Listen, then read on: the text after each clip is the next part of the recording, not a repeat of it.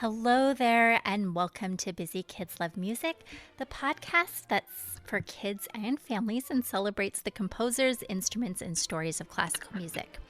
I'm Carly, the creator of the Busy Kids Do Piano program, and I'm so glad you're joining me today for a brand new episode that feels just right for this time of year. Here in the United States, we often say, April showers bring May flowers. Have you heard that phrase before? It's a way of reminding ourselves that the rainy days of April are leading us into the beauty of springtime blooms.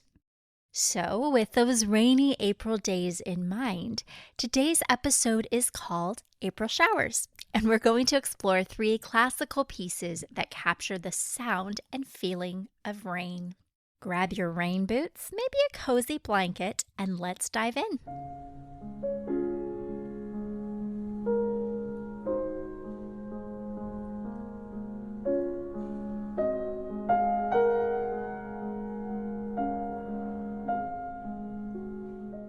The beautiful piano piece that you're listening to right now was composed by Frédéric Chopin, a composer we've talked about previously on the podcast, and it's one of his most famous works. You may have heard this music as background music in movies or even in video games. People call it the Raindrop Prelude because if you listen closely, you'll hear a note, A flat, repeating over and over again, almost like the steady drip, drip, drip of raindrops falling.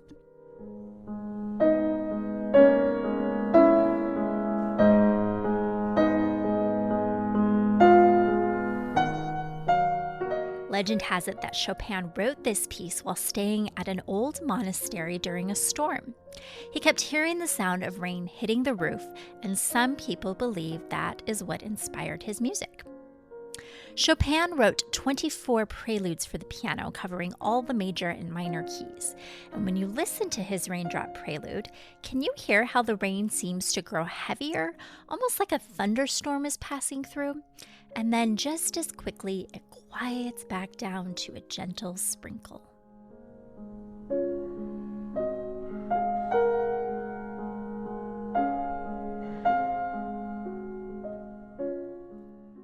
Have you ever been caught in a sudden spring rainstorm? One minute you're outside having fun, and the next minute the sky opens up and you're getting soaked. That's exactly the feeling Claude Debussy gives us with his piece called Gardens in the Rain. The music moves fast and playfully, almost like the wind is swirling around you while the rain falls in all directions. Let's have a listen.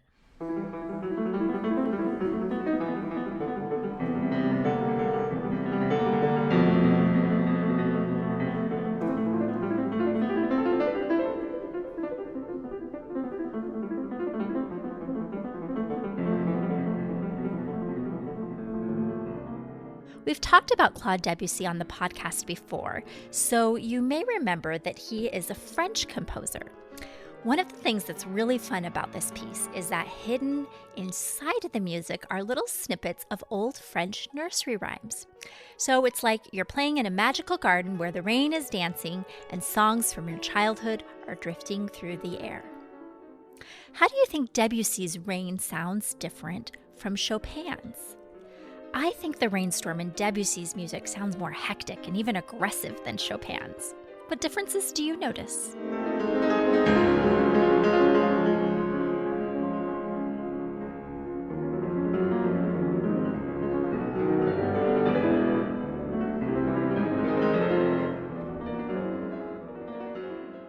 For our last rainy piece today, we're traveling into the world of modern music with a composer named Whitacre. He wrote a piece called Cloudburst, and it's like taking a musical journey straight through a thunderstorm.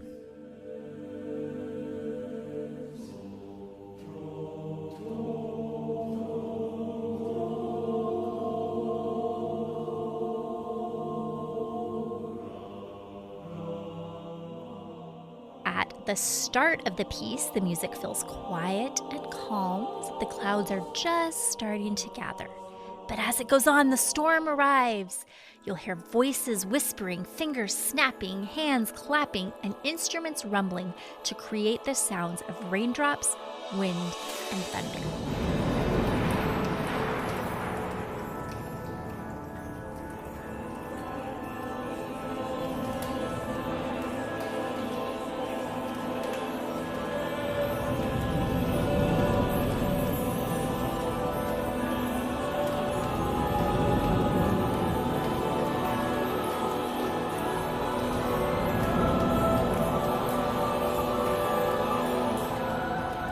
It's such a cool example of how composers can use not only instruments, but even the human voice and body to make the sounds of nature come to life.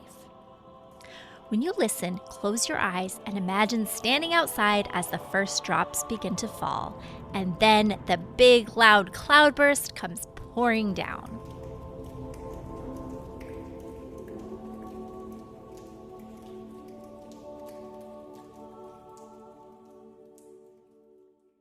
So whether it's a quiet sprinkle, a surprise storm, or just the gentle drip of raindrops on the roof, these composers found ways to bring the sounds of April showers to life through music. I hope the next time you're listening to the rain outside your window, you'll think of Chopin, Debussy, and Whitacre, and maybe even hum a little melody inspired by the weather. I've created a playlist on YouTube of a few different performances of all three of these pieces of music so that you can listen to them in their entirety as you go about your week. You can find that playlist linked in the show notes at busykidsdopiano.com/podcast/147.